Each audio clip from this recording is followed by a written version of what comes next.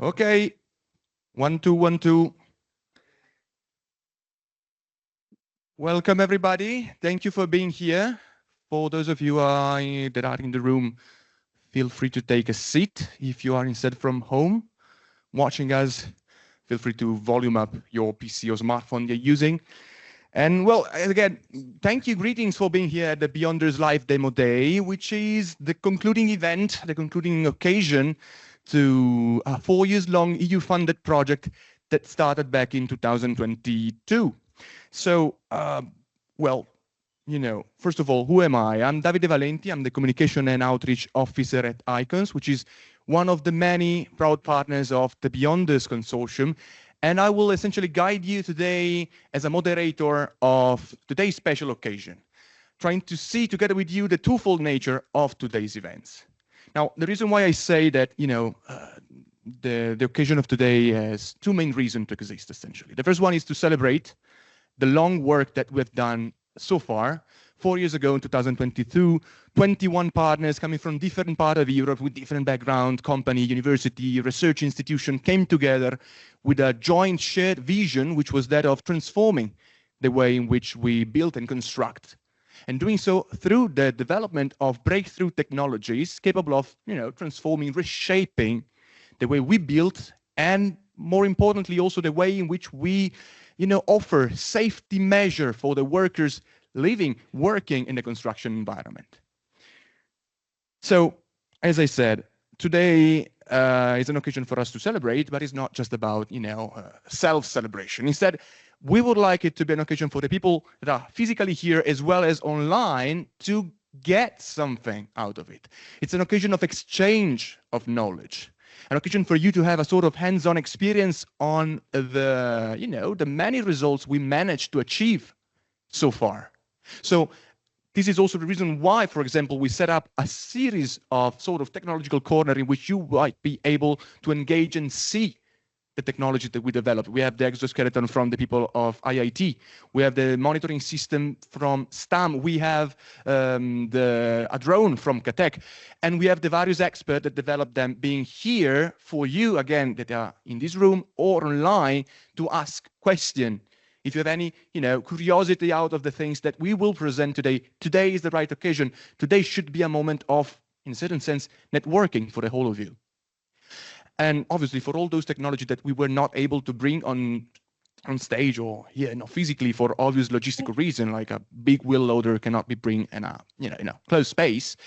We obviously have still the various experts today with us, giving us presentation, showing us through videos the way in which those technology works, again, to give you a clear understanding of what we've done and how those technology work outside of laboratories in real working environment. So today's agenda is quite packed in terms of people and topics to discuss. We will start with a short presentation by Antonio on the main objective and the mission of Beyonders. We move forward with the impact, the numerical impact of the project, what we achieved at the end of the day. We then have a presentation by the people of TEC, Spanish Platform of Construction Technology, which I thank again for being here with us today. And then at around 10:15, we start 9:40. I'm sorry. We start with the first technology session. Again, it's a chance for you to see the technology that we developed. We will have the exoskeleton that will be showcased. We will have the monitoring system. We will have the VR-based training simulation, in which, you know, you will discover how workers can be trained on topics like hazardous environment in a safe way through virtual reality. We will then have a short break for you to rest briefly. Again, also for you having a chance to interact with the technology, to see them, to ask people here how they work, how they perform. Then we move back to a technology session back on 11:15, if I'm not wrong, in which we will see instead ground and autonomous aerial vehicles, as well as ground autonomous vehicles from ITA, Hydromec. We will then also have contribution about the newest development in 3D printing and additive manufacturing. We then move, closer to the end with a panel discussion with representative of both the Beyonders project as well as the InCube project, in which they will essentially have this panel in which they will present the result of our research concluded in a white paper that will be presented today, which investigate how the technologies that we develop in Beyonders as well as InCube and many other EU-funded projects contribute to the very important question of how can we solve the issue of gender imbalance in the construction environment. We then have the light lunch, again a refreshment, and greetings as well as farewell. So from today's event, what I would like you to bring home, either if you are physically here again or simply online, is to get, first of all, an understanding of what is Beyonders, trying to see and understand how our technology works, having a hands-on experience, and understanding that the European innovation is working hard and paving the way for having a more safe, green, and why not competitive construction environment and construction sector. But I don't want to take too much time, so without further ado, I would like to give the floor to my coordinator of the project, the innovation manager at Acciona, Antonio Alonso Cepeda. So Antonio, the floor is yours. Thank you.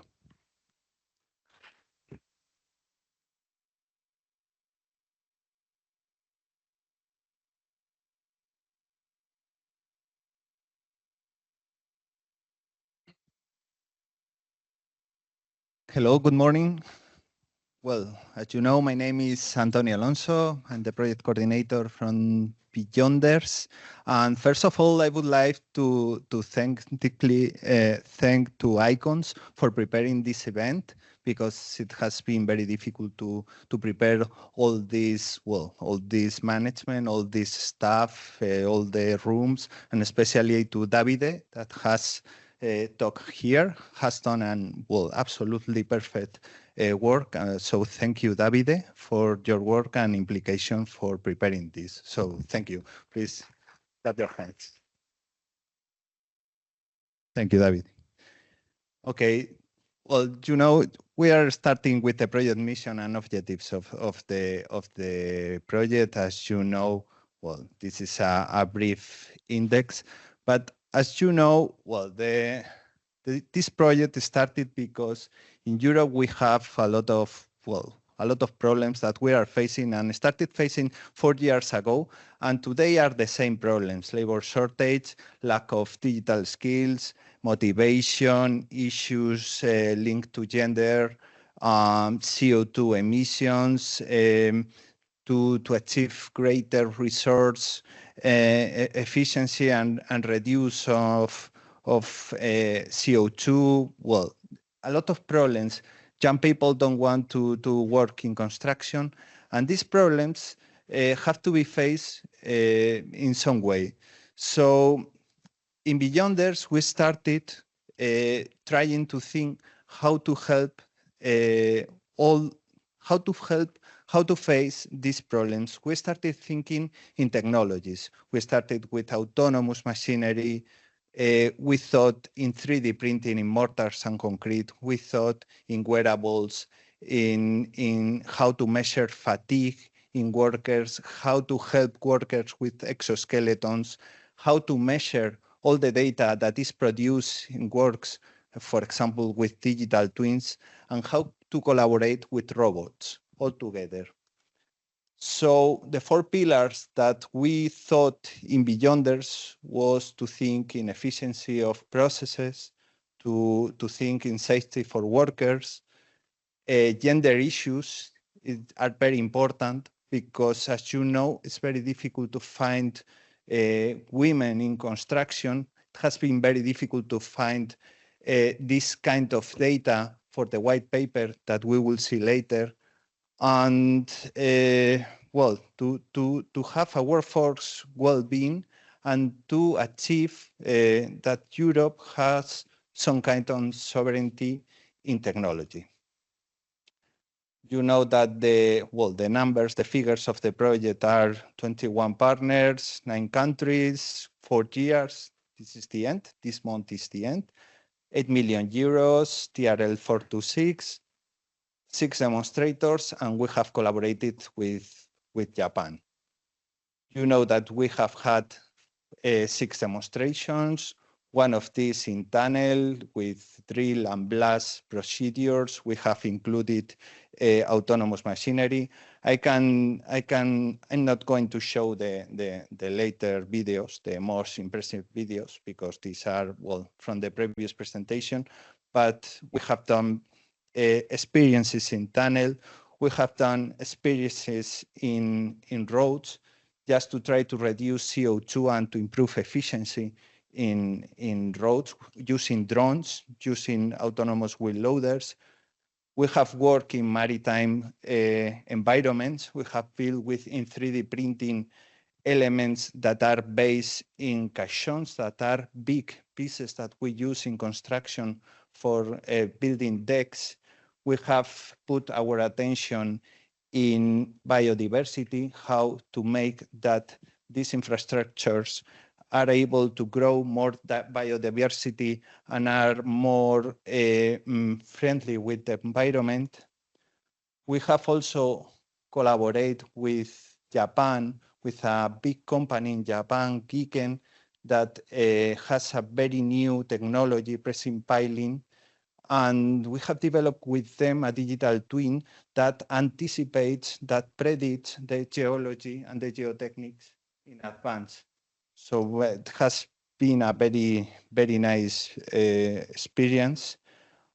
We have worked in building construction with drones inside buildings, flying drones inside buildings, but also with exoskeletons to support and to help workers with heavy weights, but also with sensors to monitorize the work and the presence and the location of the workers, but also with sensors that measure the fatigue of the workers and have different data that is not easy to achieve, and also with technologies related to virtual reality, glasses, models that, well, this demonstrator, in fact, is like one project, one only project.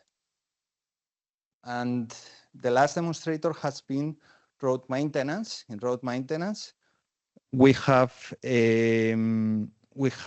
two use cases. The first one has been how to detect the lines and retroreflectivity on the lines on the roads. This is a very difficult activity, a very person workers that have to do it in a van every day to check these kind of things and the signals. And we have done with a robot. And also another use case that we have integrated here has been how to detect vegetation that invades the roads with drones and with algorithms of artificial intelligence in real time, detecting where is vegetation, in what position, and how to detect that and how to inform that. So this has been all the demonstrators. This is a brief picture of the day of today.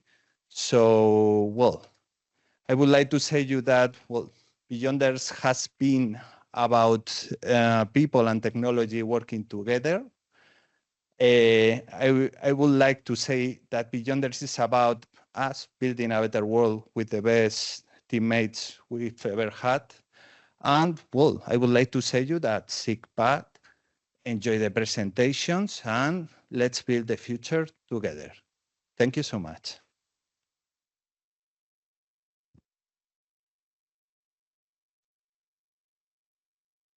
Thank you, Antonio. I think that now we give the floor to Sandra from Infraplan. Thank you, Sandra. Thank you.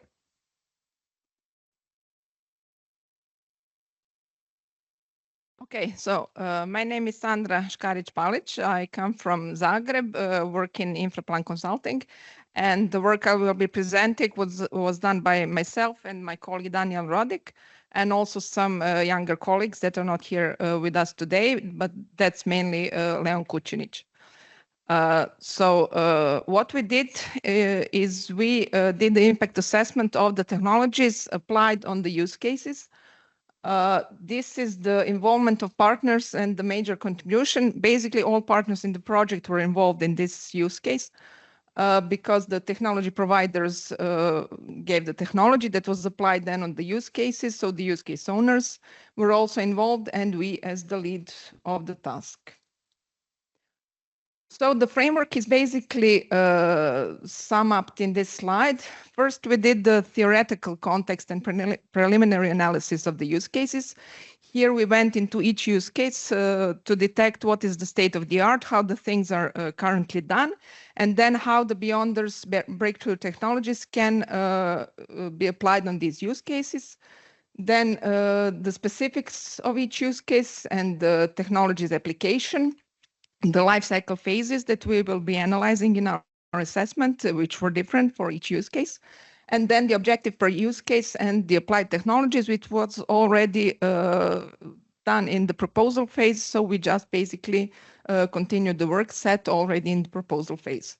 Then we came to the assessment perspective, research on the advantages and maybe the downfalls for both the conventional and the breakthrough technologies. And then the scenarios, the development of the scenarios for conventional technology, for how things are usually done, and then the new approach with the Beyonders technologies. The data collection was versatile. We had the trials, so part of the data came from the trials, but also from the previous projects where all partners gave us the data. For example, the use case owners gave us the data on their current practices, and the technology providers gave us the data also from their deliverables about the technologies and the performance of them. Then we had the KPIs, which were developed already in the early stages of the projects in the VP2. There are four, let's say, areas of assessment that we did: the economical performance, the environmental performance, then the technical and the social performance, which was performed with icons. From these KPIs, we then went to the validation of the Beyonders technologies. So these are the impact objectives and let's say expected indicators per use case. In the earlier stages, we, as I said, assessed and went deep into each use case and technology. The impact objectives came from the proposal. Then the technologies applied in each use case. Not all technologies were applied in all use cases. And then we came to first the potential impact indicators. These potential impact indicators, finally, we did not calculate all of them, but we wanted to detect every, let's say, benefit that could come from the technology. And then based on the data that we were able to collect, we went deep into some of them. So first, the product system as a scenario. Okay, so this is it. We developed, we called it a product system because that is what it is called in the standard. It is basically a collection of unit processes with elementary and product flows. The unit processes means that all activities and sub-activities of this process, so for example, on this slide, we have the example of the case and production. We wanted to detect all parts of the process, which is on this flow chart shown in purple. Then all the energy flows into the system or into the product system, the material flows, that is the pink ones, and then waste and emission flows that come out of the system. Based on these flowcharts for each use case, we were able to detect all inputs and outputs from the system. So for each use case, we developed or detected the functional unit that was the most feasible to present the result of the assessment and the system boundary. Functional unit basically means the quantified performance of a product system for use as a reference unit. You will see in each use case which functional unit we used. I must say that we changed functional units from our first presumptions when we started assessment and then collecting the data. And when we came to the end, we realized that some functional units that we assumed at the beginning were not sufficient to present the results, so we changed them. And then the system boundary, a set of criteria specifying which unit processes are part of a product system. Basically, we stayed in the A phase for all the use cases. We did not go into use stage. So basically, we stayed in the construction process, mostly in the A4, A5, the construction process stage. So the LCA indicators, these are the core environmental indicators for the standard listed here.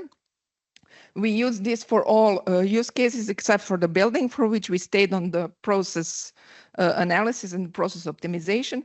But for all other use cases, we went to the environmental assessment and developed or calculated the LCA indicators. We show the results on this radar graph or spider graph, which basically presents relative values. They present the environmental indicators for the BEEYONDERS technologies in relation to the reference, which presents 100%. And then, for example, on this slide, you can see that all LCA indicators for the BT technology is less than for the reference technologies. It's not the same for all use cases. So now I will show results of the impact assessment per use cases, the environmental, economic, and the technical. So first we have the tunnel use case. On the right are these process or product systems that I mentioned that we developed. We will not go deep into this. This is just to showcase how it looks. So the functional unit for this use case is 1 meter of tunnel excavated, and it corresponds to approximately 25 meter cubics of material. The system boundary for this module is A5 construction installation. This is just shortly to show you the life cycle inventory, what we used. We had a lot of data. This is just a summary for where we came at the end and which inputs we went into the LCA and the cost calculations. So for this use case, the fuel consumption per unit were the finally used indicators and the total savings in the breakthrough technologies. So this is the LCA results for this use case. In the BT scenario, the electricity consumption decreased 37% and the fuel consumption decreased 13%. Global warming potential totally decreased 23% decrease. As I said, we have a lot of other indicators. GVP, something that is, especially in construction, most often highlighted. So that is why we extracted this as one of the main results. So we can see that for this use case, all LCA indicators are decreased for the BEEYONDERS technology. For the cost calculation for the overall production cost, this is divided into fuel cost, electricity, machine, and the total operational cost, which sums up all of these. So there are visible economic and productivity benefits, and this improved productivity comes mostly from the reduced waiting periods, because since autonomous wheel loader enters the tunnel, there is no time for waiting for the tunnel to be ventilated. So we have optimized workflows and with this lower operational idle time. You can see that machine cost is similar, even the breakthrough technology is a bit higher. So this additional technology cost is partly compensated by higher operational process efficiency. So the point is that all of these technologies are at a certain maturation level, but as these technologies mature further, the cost will also decrease, and this will be the economical benefit will then be even higher. So as I state here, further technology optimization and system integration into all the processes, and not just the part where we analyze the AVL getting into the tunnel and getting the debris out of the tunnel. The technology can be applied into other parts of the process, and with this, there will be a lot more cost savings and performance benefits. So next is the road construction use case. Here, the functional unit is one cycle of wheel loader with the full bucket. This on the right is the product system. And again, we analyze the A5 phase, the construction and the works. So it is the same machine as in the tunnel maintenance. So basically, we took the same data, but structured it differently because we have a different functional unit. This is the result of the LCA. So here you can see that some environmental indicators get out of the chart. This means that some environmental indicators are higher for the BEEYONDERS technology. The AVL use in this scenario has an impact on reduction of the GVP total by 9% compared to the manual VLO driver. And these indicators that are increased, this is due to the electricity consumption for unmanned aerial vehicle and the additional equipment, basically for the digital twin. So not all is, of course, better, but when you take overall into account, the overall benefit is definitely better. Regarding the overall inspection cost, the total operational cost per functional unit is approximately the same for the reference and for the BEEYONDERS technology. For this current stage of technological development, we have high implementation and operational cost, but the BEEYONDERS benefits are the improved process monitoring and enhanced and increased operational transparency by real-time data integration. So for all use cases, again, as the technology is mature, all of these benefits will increase even. There is strong potential for future economic advantage with the system level integration and optimization. Then we have the maritime construction use case. The functional unit is one concrete floating caisson, the product system on the right. And here we went with the A1 to A3 product stage, including the raw materials, supply, transport, and manufacturing. This is the life cycle inventory that we use, the materials and the energy. We are comparing the use of a 3D printer and the Kugira conventional method for production of concrete caissons. The total concrete amount is less for the 3D printed scenario. Also, the reinforcement is less. The diesel consumption is much higher for the reference scenario since the Kugira uses diesel. It uses electricity, but produced from the diesel fuel. The 3D caisson scenario uses some small amount of diesel consumption, but it uses a lot more electricity since the 3D printer is a machine that uses electricity, but this is the electricity used from the network, and in the reference scenario, it is the electricity produced from the diesel generators. So this is the LCA results. The LCA significant flows are the concrete cement production and the reinforcement and the steel production. We basically had 5 scenarios in the maritime use case.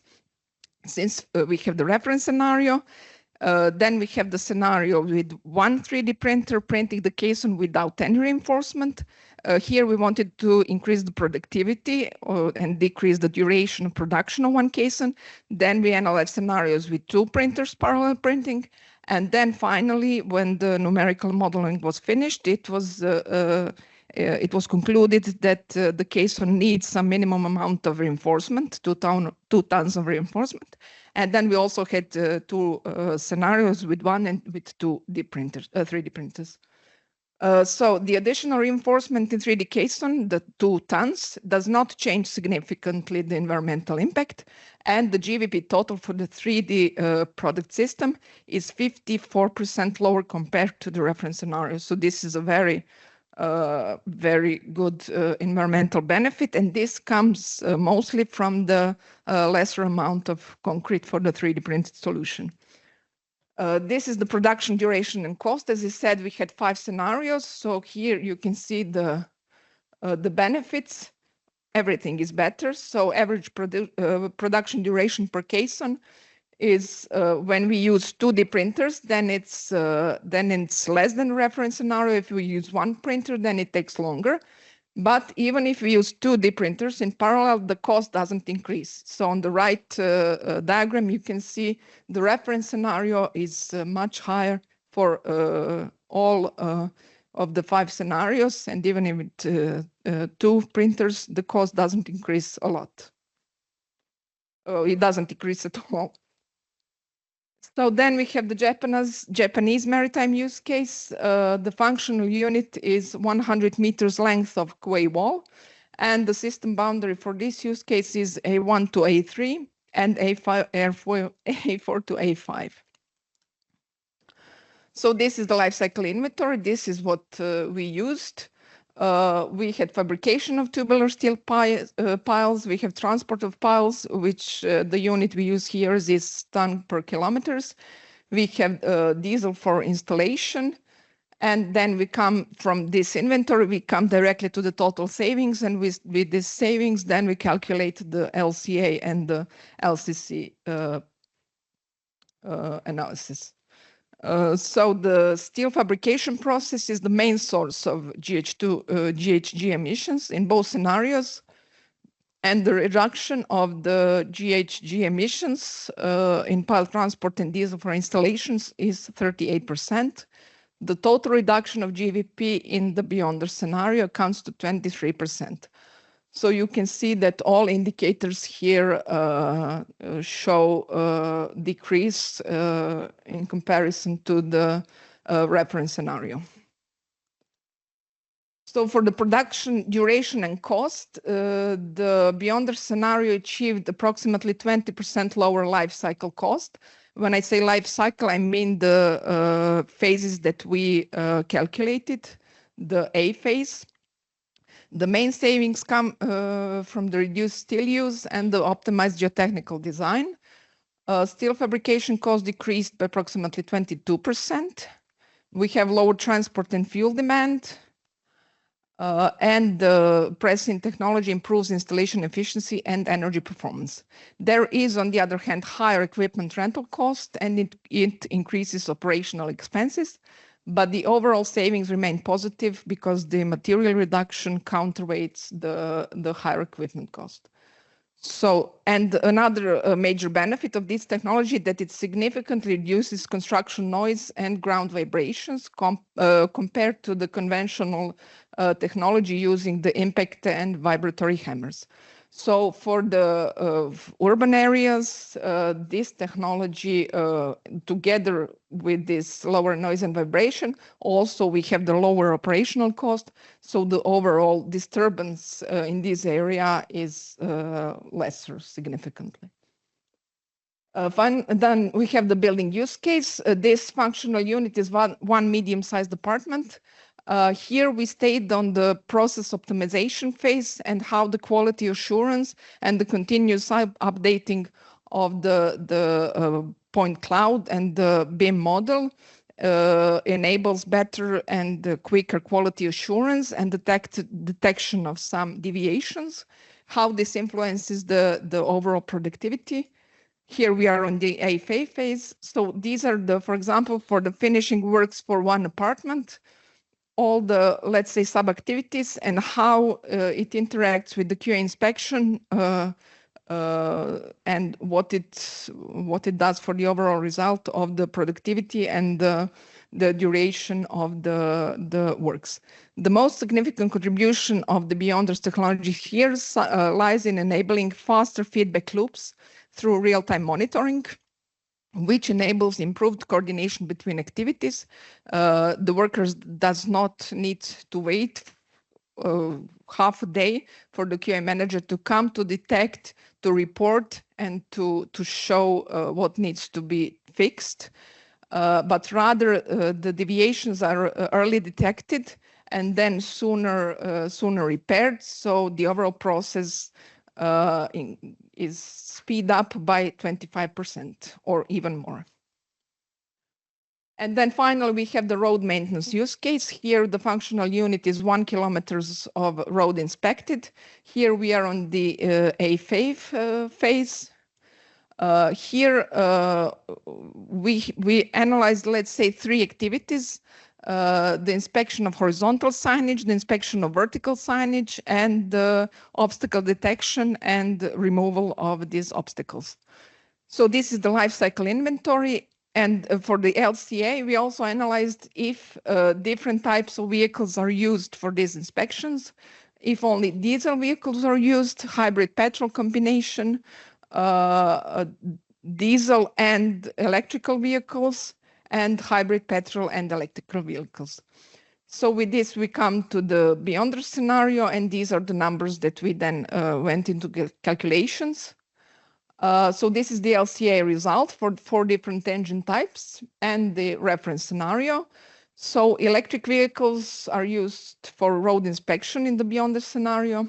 And the environmental benefit is reduction of emission due to avoided direct exhaust emissions per functional unit of 1 kilometers of road inspected. So here you can see results. And basically for all scenarios with the BEEYONDERS technologies, it's less. Then we have the inspection duration and cost. I mean, the most time we used to develop these scenarios, but since there is no time, I can't go deep in this. So here I'm presenting just the results, but I hope it is clear what we are trying to present.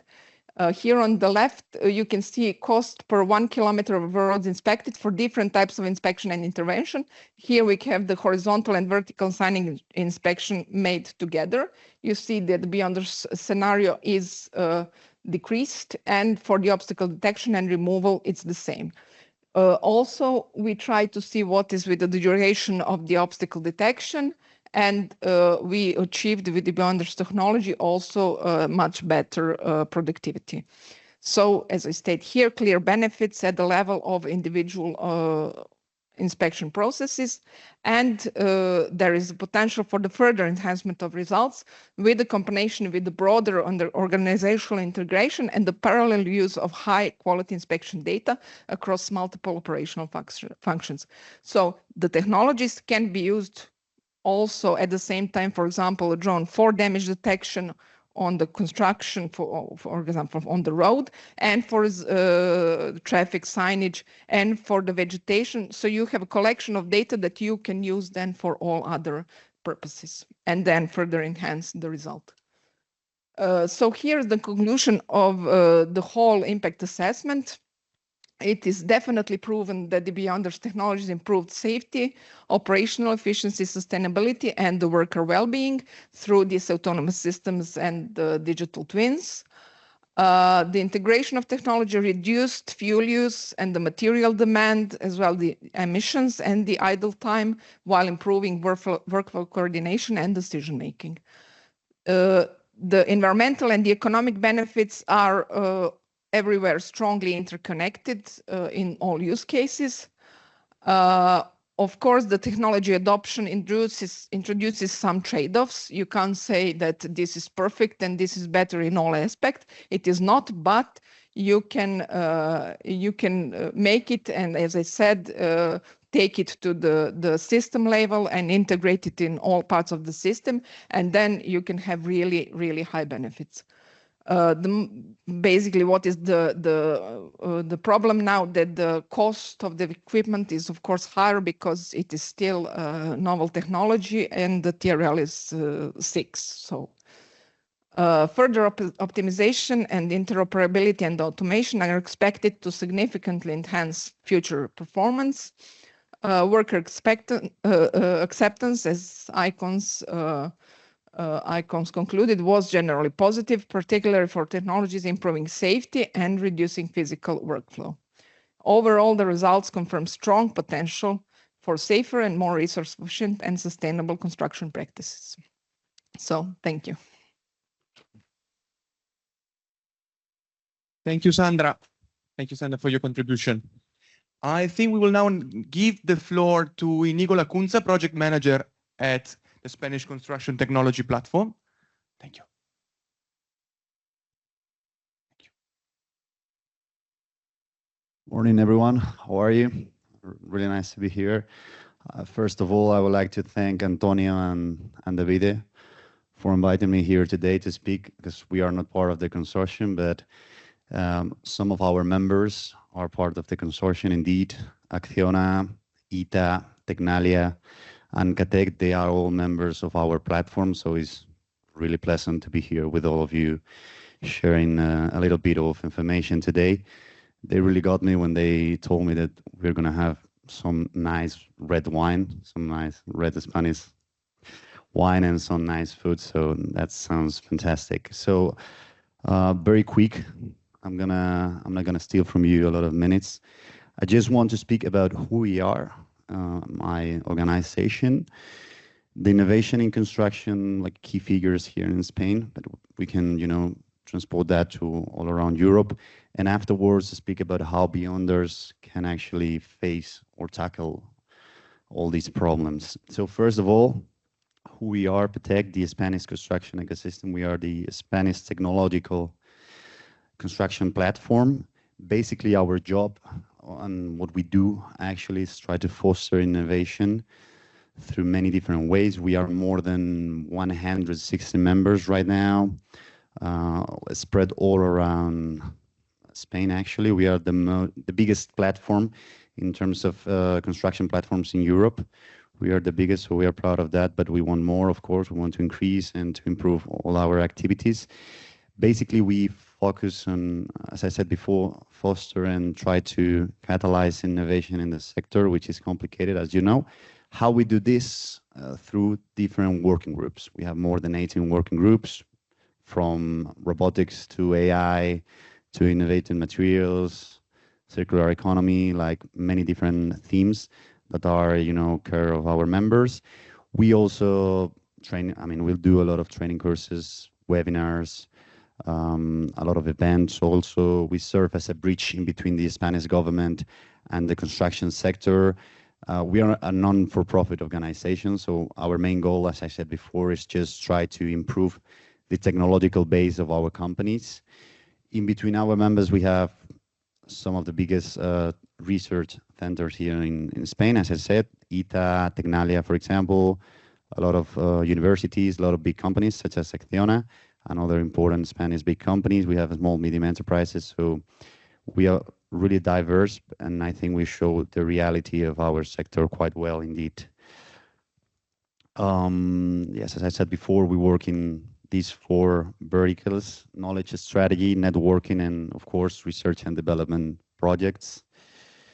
As I said, we have here some of our members today. We actually, this year, we are launching the first innovation convention or congress here in Spain, in the history of Spain, and we are very happy about that. We have more than 300 abstracts presented, actually more than 400 people attending the meeting, including some ministers of the Spanish government. We invite Chile, which is the country that we invite in this first session, and we are really proud because it's the first convention in the history of Spain, and we are going to tackle all these problems that you are trying to solve here in the project, but other important problems that we do have indeed in the sector. So let's see some nice figures. I'm kidding, they are not very nice. We need to improve them, okay? But we're going to discuss this here. So about our sector, what do we have here? We are, in terms of consumption of energy, final energy, 40%. Emissions, 36. Waste generated, 35. And the share of the GDP, we are important part of the GDP, of course, in around 5.3. But the 3 things that really scare me are these that you see here. Actually, if you are familiarized with the European Action Plan about circular economy, they point a few sectors that we need to do better, okay? As you might imagine, we are one of those sectors, of course, but there are other sectors. So with this picture, the only thing that I want to show is that we have a problem, but whenever we have a problem, we also have an opportunity to try to solve this problem. So I think also this project Beyonders is trying to do that, of course, but in other many different projects, all of you, I'm sure that you're trying to tackle these problems. But this is a reality, and we are one of the most important sectors in the economy. Of course, we need buildings, we need bridges, we need roads, of course. We need to adapt our buildings to the new reality. Okay, so this is a really big problem for us, but as I said before, it's also a good opportunity for us to tackle all these problems. About the innovation, which is our main concern here today. We invest less than 10 times less than the average of Spain. The Spanish investment in research and development is quite low if you compare it to other European countries. As you say, it's around 1.5. These are data from 2023, but you can check here like a pretty solid image of how the spent on R&D in Spain is doing right now. And as you see, we are doing not very well. We need to invest more, but not also invest more, try to democratize that investment. Because of course, big companies such as Acciona, for example, they have the opportunity to invest in research and development, although the margins in our sector are quite low. And this is also something important to mention. But as you know, the construction sector, not just in Spain, also in Italy, also in France, in Germany, whatever, we have very different companies. We have small, medium companies. We have like really small companies. So we need to democratize that. How we do that? Through gather all these efforts using the power and the knowledge of the research centers, for example, such as Tecnalia or ITA here today, also collaborating with the universities. So it's quite important if we do really want to transfer the technology into the society to work together, okay? Because the companies here in this sector, they are quite diverse. So we need to put to work not just the government and try to facilitate all these kind of channels, but also in between the companies, we need to do that process of understanding that we need to support each other if we really want to advance here.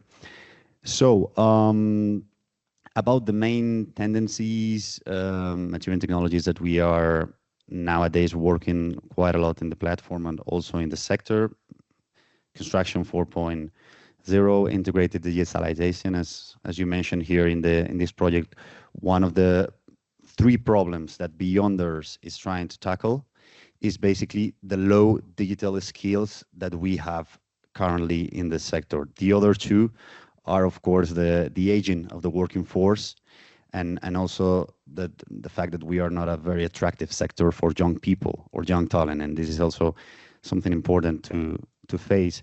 And basically, yes, I mean, here I just want to, I mean, you all are part of this project, most of you, so you already know what BEEYONDERS is trying to do, or what BEEYONDERS has done through these past years. But basically, I just want to mention here the importance of for example, in terms of safety, as you might see there, the skeletons and the robotics, that nowadays it's something very important because of the problem that I mentioned before, the aging of the working force, the lack of working force, and also the escalation of the prices in our sector, okay?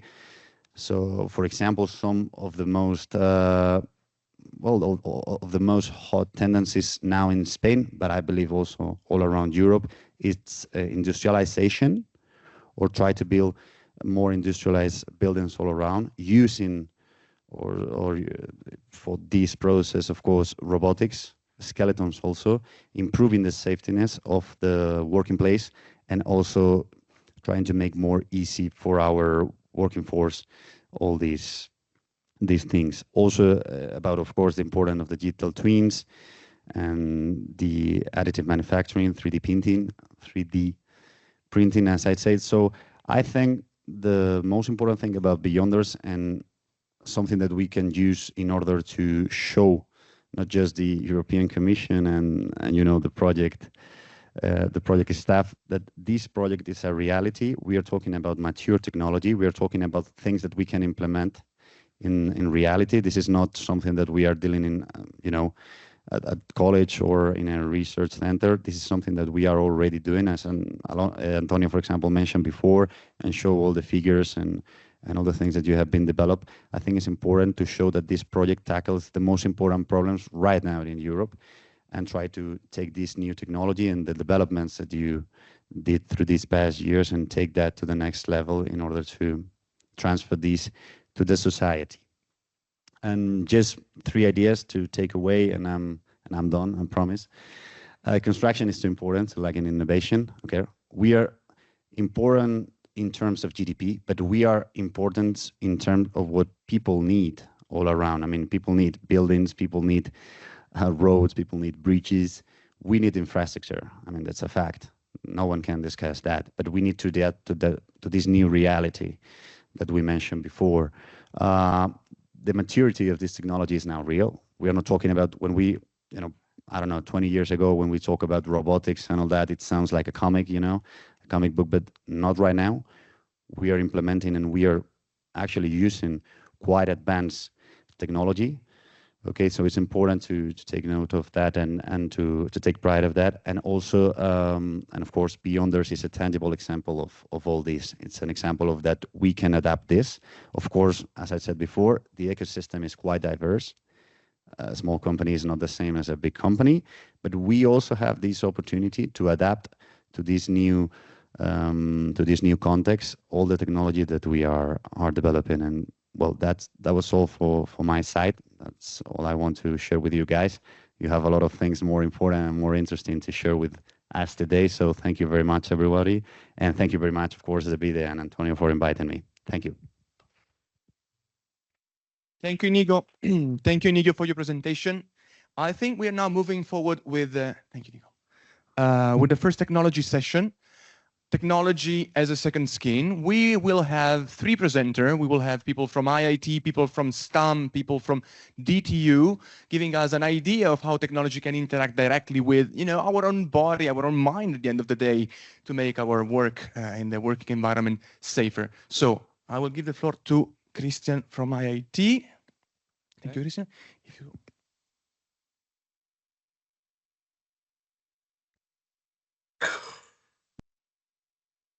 Hello, everybody. So, as introduced by Davide, I'm Christian Di Natale. I'm here with Sergio Leggeri over there, who is wearing the exoskeleton that I'm gonna present today. Also, my presentation is about smart clothing and wearable robotics, such as the exoskeleton. So, starting from the project objectives, BEEYONDERS wanted to show an increment of 20% of safety on site, and to do so, we build construction, a case study on building construction, where we have the introduction of exoskeleton smart wearables into the relevant environment up to TRL 6. Then we integrated those technology into the daily workflow, and we try to show the augmentation of human capability and real-time monitoring of critical worker KPIs. So, unfortunately, the 60% of worker-related health problems are musculoskeletal disorder. And this is unfortunately the very old data we have available, but show that the direct cost for musculoskeletal disorder in Europe is about the 2% of the GDP. That consists of 240 billion per year. And this is just the top of the iceberg, because there are many other indirect costs that affect companies and the society that are even difficult to be evaluated and quantified, that are related to absenteeism, presenteeism, turnover, reallocation, societal burden.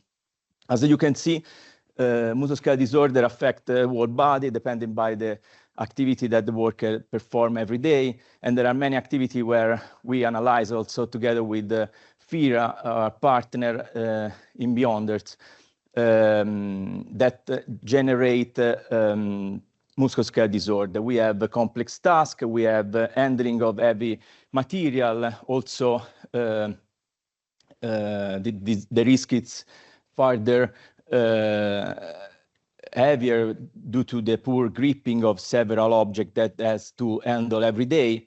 And also we have a not ideal environment, not ideal, let's say, posture into construction. So make the sector very challenging from ergonomic perspective. I select this review paper that show the benefit of the introduction of the strict rules and the standards in construction. This is related to construction, that show that the musculoskeletal disorder has been reduced since 1990 to 2014 of about 65%. And right now, the value we are facing is the same of 2014. So nothing changed since 2014 almost. And what he said that the worker has the 40% of probability to develop a musculoskeletal disorder the first 5 years of working in construction. The same is pretty much in other sector, but of course we are now focusing on construction. The feelings that we need to have a next level of intervention, and what I believe is that this intervention, it's really can be rely on a human-centric digital technology that can really make change into the reduction of musculoskeletal disorder. So a couple of aspects that we focus during the last 3 years are related to the compressive forces. So what happens when you lift the load, that the muscle of your lumbar area are activating even 5 to 10 times the load you are lifting. And this generated heavy compressive force along the spine that with the time can create a problem to the disc. Another aspect that we focus on is the fatigue. Physical fatigue is a primary risk factor for developing musculoskeletal disorder. Also, if you have not adequate period of rest, this can generate also injuries. So taking this in consideration, we developed 2 solutions. The first one is the real-time monitoring of critical KPIs, such as fatigue. And the second one is provide augmented capability to the worker through occupational exoskeleton. So we developed 2 technologies. The first one is a smart suit that you can see then later over there. The smart suit is actually, so we take advantage of a classical working suit that the worker use every day. We integrate several sensors. We have IMU, so to measure the movement of the user, of the worker, and EMG to measure the muscle activity of the forearm. We integrate those sensors in order to ensure anchoring, stability, anti-rotation of the sensor and allow the worker to wear it without any support of, let's say, specialists in the field like we do usually in the lab. We make this device fully portable. So we have a CPU that fit into the pocket that can acquire data real time, run some algorithm. We run AI algorithm into the CPU, and then we can communicate outside with Bluetooth, Wi-Fi, and IoT communication. So this video show the a test done with the workers at FIRA, and the reason why this video is here because you can see the digital twin of the work in real time. This data is available for us, and we use this data to run several algorithms that I'm gonna show briefly. The first one is activity recognition. So most important is to digitalize and provide a digital representation of what is the activity that the worker is doing to use this information in any kind of algorithm or to control robot, for example. We analyze gesture, complex task, atomic action, and also human-to-object interaction by using machine learning and deep learning algorithm. I tried to summarize a few aspects that we analyze. The most important thing is that we develop a lightweight real-time algorithm that can run on edge computing devices. To do so, we actually have a stable algorithm that recognizes the activity every 200 milliseconds, which is very compatible with the characteristic frequency of the human activity, which is about 5 Hz. Then we analyze the window dimension that provide a trade-off between accuracy and speed of the algorithm. These enable us to find the good trade-off, analyze different approach, different model to best perform on this constraint. Also, we introduced transitional activities. So what do we learn during the last 3 years of studies that we were, I mean, the algorithm was able to properly identify the activity during the task, but not moving from task to task. Into the transition from one task to another one, we have a lot of error because the data was not enough to provide us a good output. So we introduced those transitional activity that they provide us the information that we are moving from one task to the other. We don't know yet what the user is doing, but this allows us to further speed up the process, the algorithm, and also improve the accuracy. And final aspect that we study time and frequency domain feature to further improve the cluster of those actions. At the end, we also improve the classification by 25 to 35% thanks to several approaches.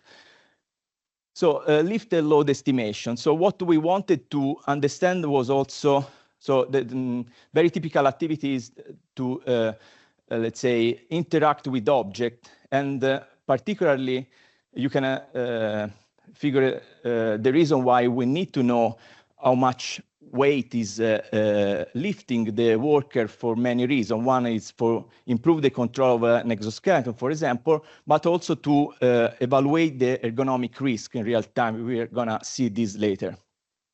So we wanted to understand, it's like a scale. So I lift a load and I want to guess how much load I'm lifting. And we implement a complex let's say, algorithm that combines several models, biomechanical model, EMG to force model, and also we apply a synergetic inspired approach to have the output of other muscle that we cannot measure in real time. So this approach allows us to have an estimation with an error below 1 kilogram in real time, which is very good when compared with the state of the art. So I'm going to show you a first application we developed for the smart suit. This is the fatigue estimation. This is actually a paper that we recently submitted, now under review, and it came after a collaboration with the VTT related to the same topic that I'm not going to present it today, but eventually we can discuss this later. So this approach applies hybrid multimodal system architecture that combine kinematic model, artificial intelligence. We actually have two parallel neural network that combine several information to provide 14 classes of activities. And then we apply physiological model to guess the increment of fatigue during the activity. So we generate this flow, this trend that on the right side of the slide, where show the actual stamina, like a game. So you have 100% of job energy, and while working, the energy reduced because of the fatigue. Every time you do an action or a task, this can reduce further or less. If you get rest, this go up again to reach 100 of energy. So the idea of this is to set like a threshold, like a minimum value of fatigue that the worker should not reach. And if this is reached, the system provide an alert, say, okay, now it's time to get rest. So this is an application we actually developed for the smart suit. Another application is the ergonomic risk assessment. So in this case, what we do is the actual evaluation of the ergonomic risk rely on a standard approach. For manual material handling, the standard approach is the NIOSH lifted index that provide a level of ergonomic risk that is function of the geometry of how the task is performed, and also frequency and the load lifted. We have all the information to provide this in real time, thanks to the digital twin thanks to the possibility to understand when the user is actually lifting a load. And also we have a paper that show how to improve the estimation of the kinematic model that allow us to find an error of 1.6%, which is very, very good. Okay, let's go to the exoskeleton. The exoskeleton we develop in BEEYONDERS that you can see worn by Sergio right now is an exoskeleton that assists the back as a particular feature that is the kinematic design that allow us to patent the exoskeleton, but most important that provide high freedom of movement to the worker, particularly because in construction, the worker required to do very deep squat and heavy movement that otherwise commercial exoskeleton do not provide because of the particular design they has. Also, we have an excellent stability thanks to the where we position all the part of the exoskeleton, particularly the motor and the frame, that also improve both the comfort and the accuracy. Also, we work on the design in order to have ergonomic design to improve comfort and to balance the load of the exoskeleton between shoulder and the belt. This it's very important because we don't want to create fatigue due to the fact that the worker has to carry out extra load of the exoskeleton. Finally, we have a one-size-fits-all design. Thanks to the design we developed, this allowed the worker, the exoskeleton to accommodate with any size of the worker. This make more easy also to test it at FIRA. Control architecture. Our exoskeleton has a control that is split in three layers. We have the low-level control that ensures the torque transmitted to the worker is what it's wanted. Then we have a middle layer of control that combine several different strategies, each one developed specifically for different tasks. And then we have the top layer that provide intelligence to the exoskeleton. The exoskeleton is able to understand what the user is doing and select the right strategy for assistance. Everything is rely on sensor fusion. We have encoders, torque sensor, EMG to measure the muscle activity. We have also IMU on the exoskeleton. Okay, this video shows the test we have done at FIRA. We have the opportunity to go there maybe a year ago and test this exoskeleton with several workers during several days. And as you can see now, the workers carry out several activities related to manual material handling, both outside and inside the building, under construction, and was a very good experience. We learn a lot, but also we collect several data. I'm going to show you other three slides that summarize the main achievement we got with the exoskeleton before ending my presentation. So the first one is the muscle reduction. So we actually measure the muscle activity of several muscles, but the most important is the back muscle here, the lumbar area. And we analyze this for static posture, which provide us the reduction of almost 37% of the activity to do the same task. And for dynamic activity like lifting, lowering, carrying, which provide a 20% reduction of the muscle activity. Ergonomic risk.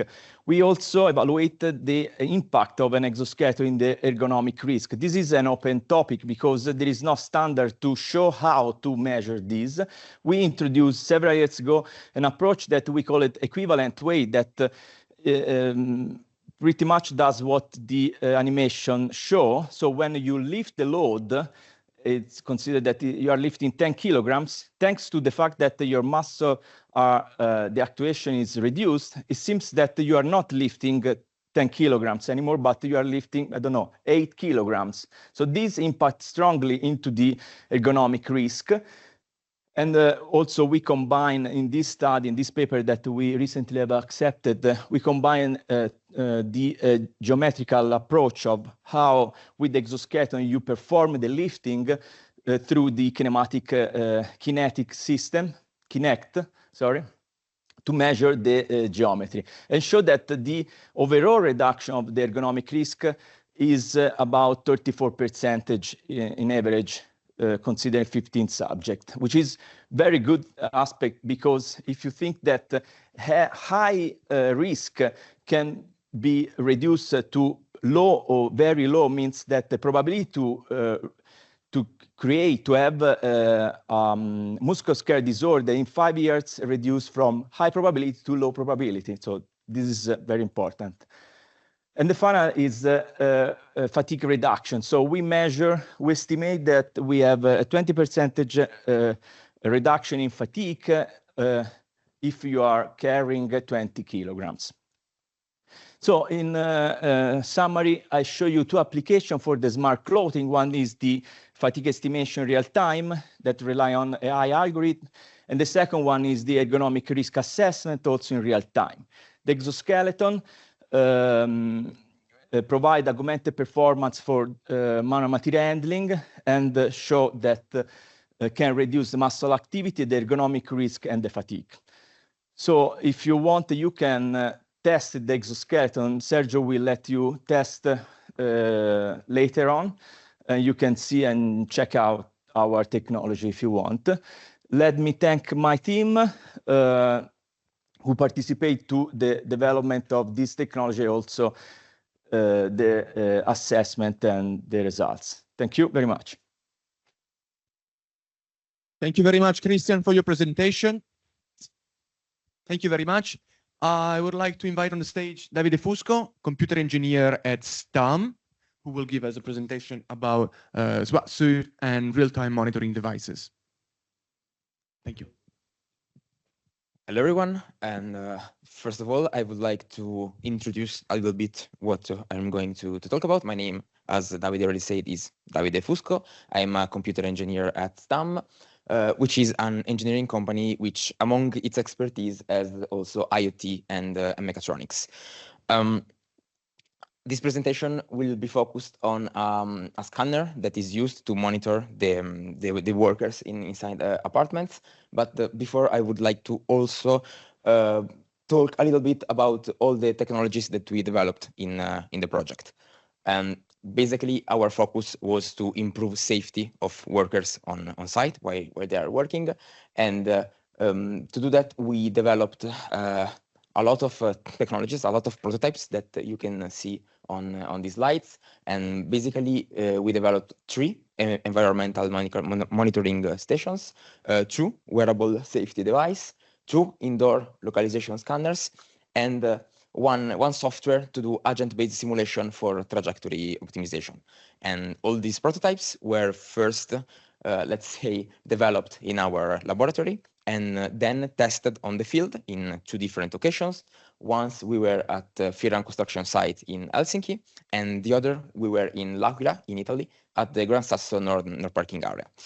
And I want to just go briefly through them to introduce them.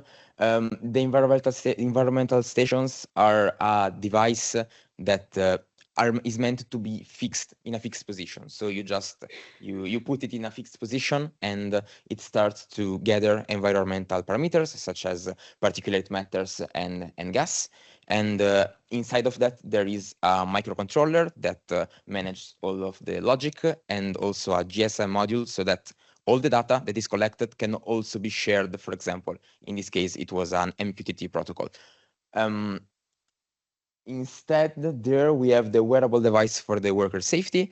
In this case, the most important parameters that we are tracking was the position of the workers. So we had the live position of the workers. And the idea is that if we also have the position of the machinery, we can compute this distance and send an alarm to the operator if maybe it could be in an hazardous environment. So we can advise them if they are going towards a dangerous machinery.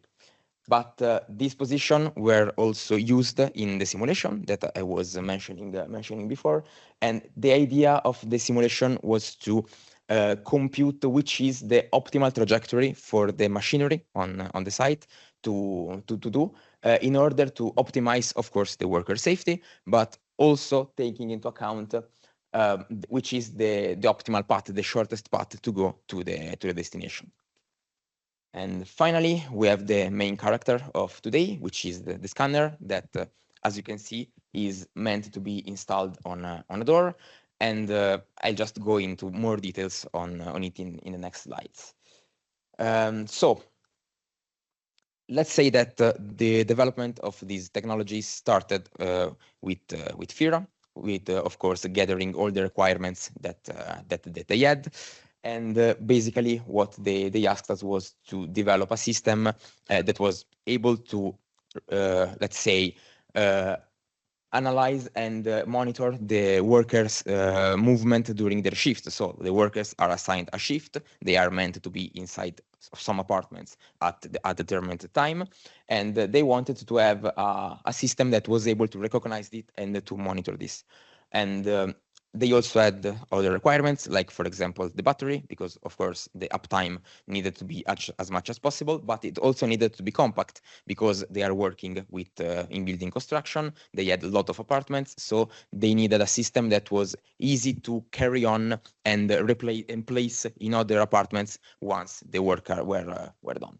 And we had a lot of tries in order to achieve something, but after some experiments, we arrived at a final solution that, as you saw before, involved a scanner that needed to be placed above the door, and it needed to be coupled with a tag that we are going to see later on the helmet of the workers. So basically, this setup allows us to identify which worker is entering in the apartments and also in which direction. Okay, the first challenge was to develop a system that was, let's say, shielded enough in order to isolate the signal only of the worker that was passing under the door, because, of course, we were going to have interference of workers that are doing their job in the nearby the scanner. They are not actually passing under the scanner, but, of course, they have a crew that works. It's not just one operator. And we did some studies. We had to look at the literature and see how what was the best material to use, and we identified the copper. So we started with a layer of copper, as you can see, and from that we developed this cylindrical figure that its measure were again dictated by some physical laws that I don't even remember. But basically, this guarantees the most isolation possible for the radio frequency. And just to complete this prototype, we can see the Bluetooth scanner in order, of course, to identify the tags, the Bluetooth antenna, because without the antenna, we do not have the scanner, and a 3D sensor in order to, let's say, perceive the movement of the operators. On the right, we can see the Bluetooth tag. It is a little bit less interesting than the picture on the left, but we developed it to be as small as possible to balance the ergonomics of the workers, because they needed to put it on their head, and so it needs to be at least bearable. Starting from that, we arrived at a final version of this prototype where all the sensors were condensed in a breadboard. And just going briefly, nothing too much to talk about this. There is a microcontroller, there is a GSM module in order to, again, as I stated before, when we collect the data, we want to share them. That's the important things.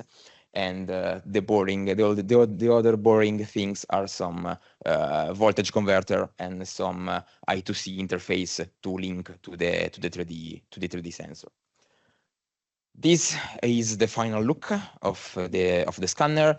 As you can see, we had a 3D printed case, and one thing that we were thinking about while making this is how can we attach this easily, because again, it needed to be compact, but also easily removable and installable. So we decided to try with these two mounting brackets that allows the scanner to be easily fixed to the wall just with some screws. Other interesting things, there's the box of the 3D sensor where you can just adjust its position to rotate it and change what the sensor is looking at. But I think that I made this presentation to showcase a little bit my PowerPoint skills, and I tried to project the matrix of what the sensor is seeing. So the idea is that when we have the scanner that is placed on the door and nothing is behind it, it is just looking at the ground. So we have a fixed matrix of values of the distance between the scanner and the ground.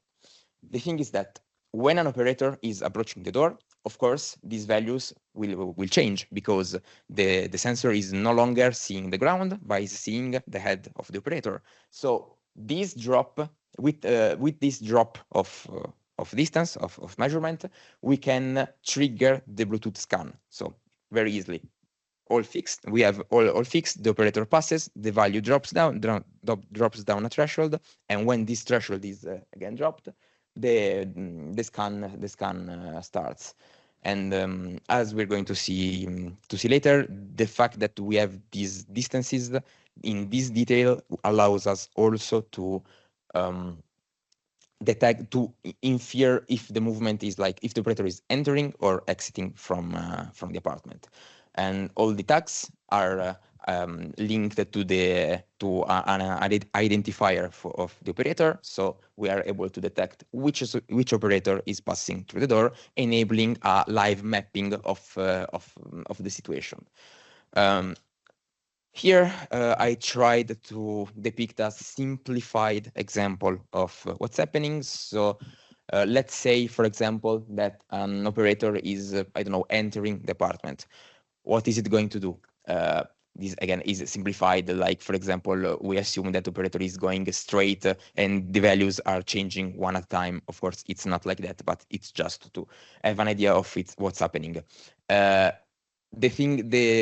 cool feature of matrices are rows, and so if the operator is entering the apartment, of course it will affect the first row of the matrix, and while he moves and he passes the door, it will propagate the downscale of the value through the last row.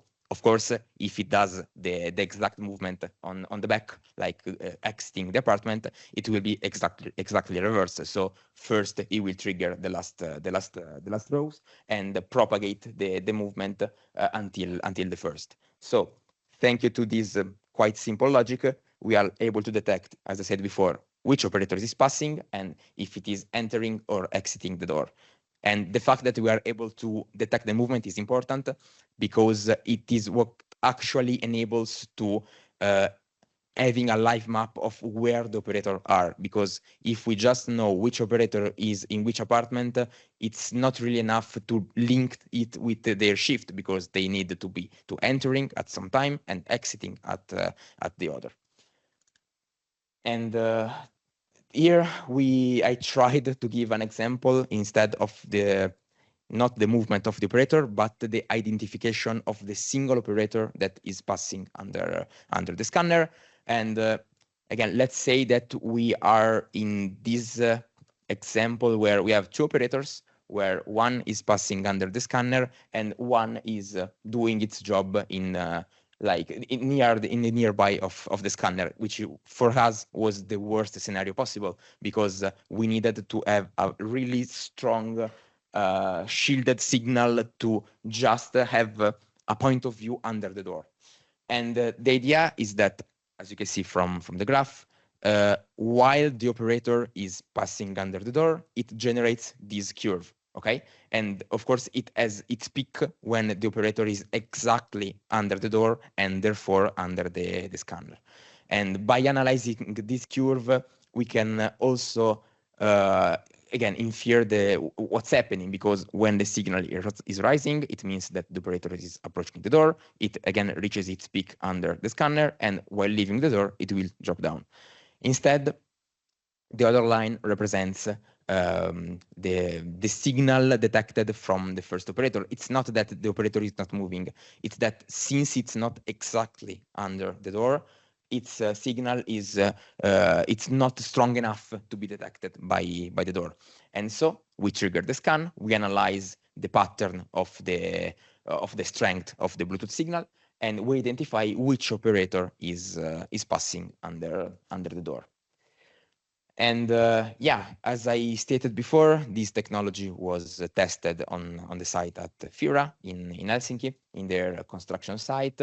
And yeah, as I said before, they asked us to try to monitor a shift of their workers. So they gently, they kindly allowed us to have some of their operators as test, as to test our technology. And the setup that we developed was 2 scanners. We have 2 scanners mounted on 2 different doors in order to monitor 2 apartments.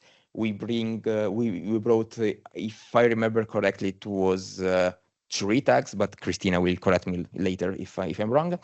And we had the duty, the opportunity to monitor their movement in a real environment. That was fundamental to us, because until then we only tested the technology in our laboratory. And as you can see in the picture, we had a quite large battery, because we had to match which were the demand for the uptime of the system, which of course, everyone will also say it needs to last as long as possible. And so we went for this biggest, let's say, battery with the largest capacity.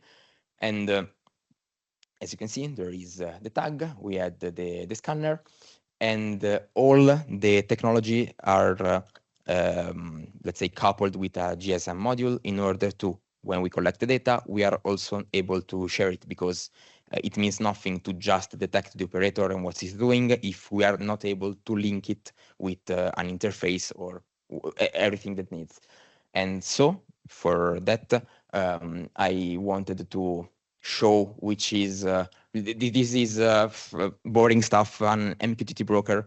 And as you can see there, I tried to highlight the message. Basically, we had a structure that we had to follow, so that when the scanner gather all the data, it constructed this message and push it there. And whoever needs it just need to retrieve that, and we can do dashboards, we can do data analysis, or whatever needs. I'd like to conclude my presentation with a demonstration of the technology. We installed these 2 scanners, as you can see, above 2 doors in our office. And the thing that we have done is to try to construct a map that is based on our office plan, our office floor plan. And it is dynamically linked to the output of the system. So as you saw before, we have the data, and we tried to connect this little interface to its data in order to showcase what's happening. On the left and on the right, you're going to see 2 operators that are going to enter and exiting the rooms. The rooms that are affected by these are the ones pointed by the arrows, so the upper one and the one more on the right. And what you're going to see are some icons that are going to show up or disappear following what's happening in the presentation. So we see our colleague Alberto that it's entering, and then you're going to see on the right popping up an indicator, the things on the left. Now we're going to see on the left the operator that will exit, and it should be reflected on the map. And then it's going to enter again in the other apartment, in order to showcase again that we are able to capture what's happening in apartment building, in a construction site. And when they are exiting, of course, they're going to disappear, 1 and this was a brief demonstration of this technology. I'm here for questions, and we also have the scanner here present if you want to have a look at it. And I think that my time is done. Thank you, everyone.